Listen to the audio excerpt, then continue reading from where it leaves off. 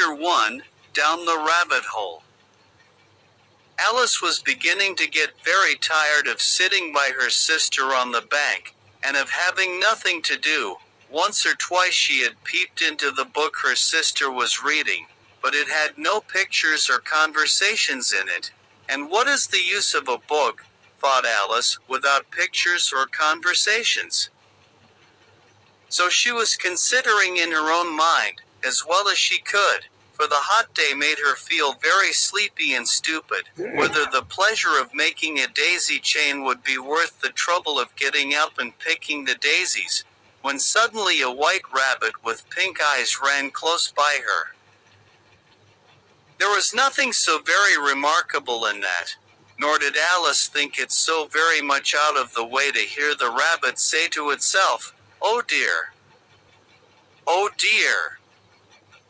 I shall be late."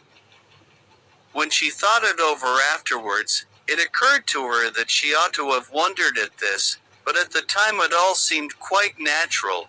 But when the rabbit actually took a watch out of its waistcoat pocket, and looked at it, and then hurried on, Alice started to her feet, for it flashed across her mind that she had never before seen a rabbit with either a waistcoat pocket, or a watch to take out of it, and burning with curiosity, she ran across the field after it, and fortunately was just in time to see it pop down a large rabbit hole under the hedge. In another moment down went Alice after it, never once considering how in the world she was to get out again. The rabbit hole went straight on like a tunnel for some way, and then dipped suddenly down, so suddenly that Alice had not a moment to think about stopping herself before she found herself falling down a very deep well. Either the well was very deep, or she fell very slowly, for she had plenty of time as she went down to look about her and to wonder what was going to happen next. First, she tried to look down and make out what she was coming to, but it was too dark to see anything. Then she looked at the sides of the well, and noticed that they were filled with cupboards and bookshelves. Here and there she saw maps and pictures hung upon pegs. She took down a jar from one of the shelves as she passed. It was labeled orange marmalade, but to her great disappointment it was empty. She did not like to drop the jar for fear of killing somebody underneath, so managed to put it into one of the cupboards as she fell past it. Well, thought Alice to herself, after such a fall as this, I shall think nothing of tumbling downstairs. How brave they'll all think me at home. Why, I wouldn't say anything about it, even if I fell off the top of the house. Which was very likely true. Down, down, down. Would the fall never come to an end? I wonder how many miles I've fallen by this time, she said aloud. I must be getting somewhere near the center of the earth. Let me see, that would be 4,000 miles down, I think, for, you see, Alice had learned several things of this sort in her lessons in the schoolroom, and though this was not a very good opportunity for showing off her knowledge, as there was no one to listen to her, still it was good practice to say it over. Yes, that's about the right distance, but then I wonder what latitude or longitude I've got to? Alice had no idea what latitude was, or longitude either, but thought they were nice grand words to say. Presently she began again.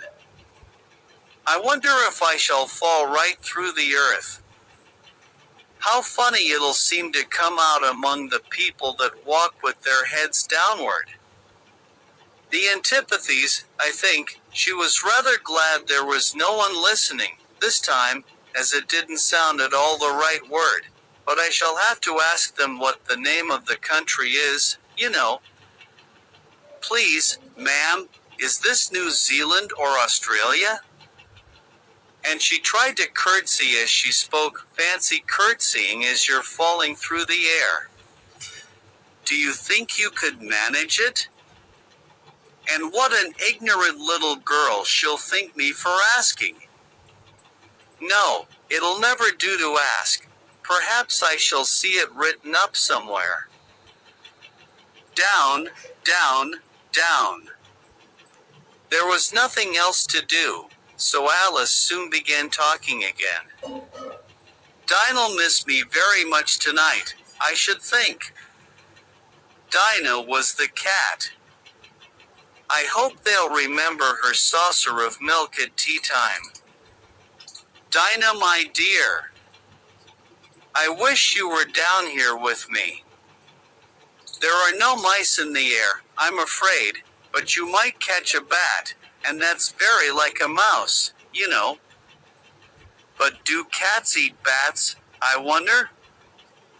And here Alice began to get rather sleepy, and went on saying to herself, in a dreamy sort of way, do cats eat bats?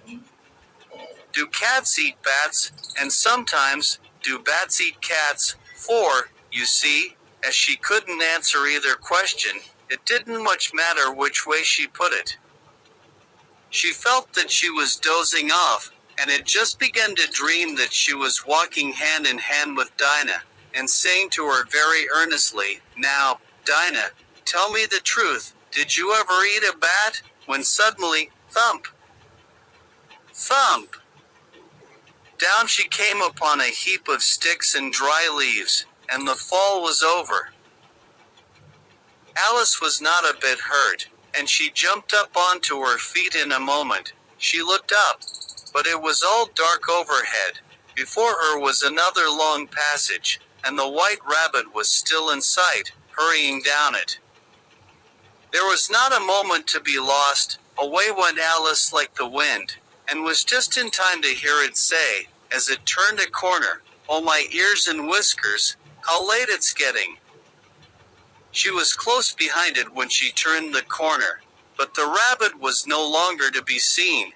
She found herself in a long, low hall, which was lit up by a row of lamps hanging from the roof. There were doors all round the hall, but they were all locked, and when Alice had been all the way down one side and up the other, trying every door, she walked sadly down the middle, wondering how she was ever to get out again. Suddenly she came upon a little three-legged table, all made of solid glass. There was nothing on it except a tiny golden key, and Alice's first thought was that it might belong to one of the doors of the hall, but, alas! Either the locks were too large, or the key was too small, but at any rate it would not open any of them. However, on the second time round, she came upon a low curtain she had not noticed before, and behind it was a little door about 15 inches high. She tried the little golden key in the lock, and to her great delight it fitted. Alice opened the door and found that it led into a small passage, not much larger than a rat hole. She knelt down and looked along the passage into the loveliest garden you ever saw. How she longed to get out of that dark hall, and wander about among those beds of bright flowers and those cool fountains. But she could not even get her head through the doorway. And even if my head would go through, thought poor Alice, it would be of very little use without my shoulders. Oh, how I wish I could shut up like a telescope. I think I could, if I only knew how to begin. For, you see, so many out-of-the-way things had happened lately, that Alice had begun to think that very few things indeed were really impossible. There seemed to be no use in waiting by the little door, so she went back to the table, half hoping she might find another key on it, or at any rate a book of rules for shutting people up like telescopes. This time she found a little bottle on it, which certainly was not here before, said Alice, and round the neck of the bottle was a paper label, with the words "Drink Me," beautifully printed on it in large letters.